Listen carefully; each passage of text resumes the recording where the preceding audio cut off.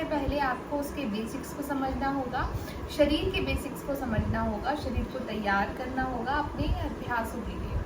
तो बहुत ही सूक्ष्म व्यायाम जो सभी कर सकते हैं, हर उम्र का व्यक्ति इसको कर सकता है। आपके घर में अगर बड़े बुजुर्ग हैं तो ये वीडियो उनके लिए बहुत ही लाभकारी है। उनको इस वीडियो को ज़रूर दिखाएं और उनसे कहें कि घर में बैठकर इन अभ्यासों को ज़रूर करें। जैसे जैसे हमारी उम्र के पड़ाव में हम आगे बढ़ते हैं, हमारे जॉइंट्स पेन करना शुरू कर देते हैं, जिसके कारण हमारे उठने बैठने चलने फिरने में बहुत अधिक समस्या आती है और वो समय बहुत ही ज़्यादा दुखद होने लगता है। तो अपने बड़े बुजुर्गों को उस तकलीफ से बाहर निकालने के लिए इन अभ्यासों की प्रैक्टिस करने के लिए उन्हें कहें कि उनको इन अभ्यासों के माध्यम से लाभ मिले। योग को प्रारंभ करने से पहले हम अभ्यास को प्रार्थना के साथ शुरू करेंगे।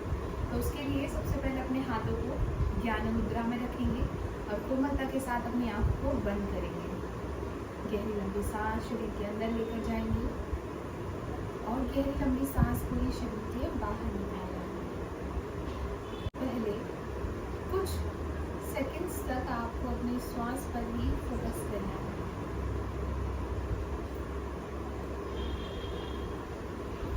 लंबी सांस शरीर के अंदर और शरीर के बाहर। अनुभव कीजिए कि जब श्वास शरीर के अंदर जा रही है तो कौन कौन से अंग उस क्रिया से प्रभावित हो रहे हैं, और जब श्वास शरीर से बाहर जा रही है तो उन्हीं अंगों की क्या प्रतिक्रिया है। जब आप इस प्रकार अपने ध्यान को अपनी श्वास पर केंद्रित करेंगे तो आपको अनुभव होगा कि धीरे धीरे आप सेंट्रलाइज हो रहे हैं, आप केंद्रित हो रहे हैं। इसके पश्चात अपने आज्ञा चक्र यानी कि जहाँ पर आप बिंदी या तिलक लगाते हैं वहाँ पर अपने ध्यान को ले जाने का प्रयास करेंगे और एक प्रकाश पुंज को देखेंगे। उस प्रकाश पुंज से ऊर्जा प्राप्त करने का प्रयास, प्रार्थना करेंगे उस ऊर्जा से कि आज के अभ्यास के लिए हमें सामर्थ्य और ऊर्जा प्रदान करें। इसी के साथ एक बार ओमकार का उच्चारण पूर्ण भाव, श्रद्धा और भक्ति के साथ गहरी लंबी श्वास को शरीर के अंदर लेकर जाइए।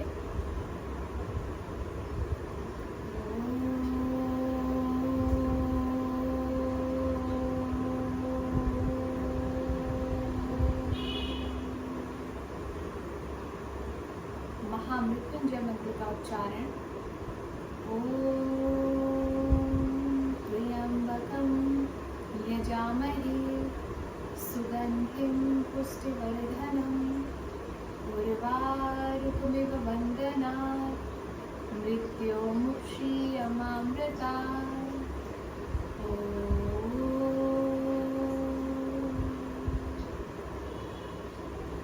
आंखों को बंद कर रखिए। इस मंत्र के माध्यम से आपके शरीर में जो सकारात्मकता आई है उसका अनुभव करेंगे। आंखों को बंद रखते हुए दोनों हाथों को आपस में मिलाएंगे प्रणाम स्थिति में और घर्षण करेंगे दोनों हथेलियों का। ऊर्जा उत्पन्न करेंगे अपने दोनों हाथों के मध्य और लगाएंगे धीरे से अपने आंखों पर। आंखों को हाथों के बीच में ही खोलना और बंद करना है। धीरे से हाथों को वापस लाएंगे और बहुत ही आराम से बिना किसी जल्दबाजी के आपको आंखें खोलनी है। सबसे पहले नीचे की तरफ देखना है और धीरे से आपको सामने की तरफ देखना है। तो ये हमारा प्रथम चरण है। जब हम अपने अभ्यास को प्रारंभ करते हैं तो हम प्रार्थना के साथ आरंभ करते हैं, जिससे कि हमारी जो कॉन्शियसनेस है, जो हमारी सजगता है, वो हमारे शरीर पर रहे। उसके बाद आपको दंड आसन की स्थिति में बैठना है। इस प्रकार पैरों को सामने की तरफ खोलते हैं। अगर आप बिल्कुल शुरुआती अभ्यास में और ऐसा बैठने में आपको बहुत दिक्कत हो रही है, आपका पोस्चर इस प्रकार का हो रहा है, so you take a block. अगर आपके पास नहीं है तो आप किसी भी कुशन को, किसी भी फोल्डेड बेडशीट को ले सकते हैं। आपको उसके ऊपर बैठना है। ये ब्लॉक आपको सपोर्ट देगा। इस सपोर्ट से आप बिल्कुल इलोंगेटेड हो जाएंगे, आपका रीढ़ की हड्डी बिल्कुल स्ट्रेट हो जाएगी। आपको अपने सिट बोन्स पर बैठना है, आपको टेल बोन पर नहीं बैठना है। अगर आपका पोस्चर इस प्रकार का हो रहा है तो कोशिश करें अपने पैल्विक एरिया को आगे की तरफ पुश करने के लिए और अपने घुटनों को बिल्कुल लाइन रखना है, नीचे की तरफ दबाते हुए रखना है। उसी के साथ साथ पंजों को ढीला नहीं छोड़ना है। आपको अपने पंजों को इस प्रकार से एक्टिव रखना है, पैरों की उंगलियां आसमान की तरफ रहेंगी, आपका जो सोल माउंट है वो आगे की तरफ पुश करता हुआ रहेगा। ये स्थिति है दंड आसन की स्थिति। अब हम अपने पहले अभ्यास को शुरू करेंगे। इस अभ्यास में आप अपने टो को पहले क्लेंच करेंगे एंड देन फ्लेक्स करेंगे। 1 2, आप लोग भी मेरे साथ साथ इस अभ्यास को करें। 3 4 5, ध्यान रखें आपकी रीढ़ की हड्डी बिल्कुल सीधी रहे। 7 8 9 10। अब आपको अपने पंजों को आगे की तरफ लेकर जाना है और फिर पीछे की तरफ लेकर आना है। 1, maximum pointed your toe and flex। 3 4, ये आपकी काफ मसल्स को एक्टिव करेगा और आपको धीरे धीरे भारीपन महसूस होगा, हैवीनेस फील होगा आपकी काफ मसल्स में। और ये बहुत ही अच्छा अभ्यास है। जो लोग अपने पैर के निचले हिस्से में दर्द का अनुभव करते हैं, तलवों में उनके सेंसेशंस रहती है, उनके लिए अभ्यास बहुत ही लाभदायक है। अगले अभ्यास में आप ऑल्टरनेट वे में करेंगे। एक पैर आगे जाएगा, एक पैर पीछे की तरफ आएगा। 1 2 3 4 5 6 7 8 9 10। अब अपने दोनों पैरों को बिल्कुल पास में रखेंगे। दोनों टोज आपस में मिले रहेंगे, दोनों घुटने आपस में मिलेंगे और थाइज आपस में मिले रहेंगे।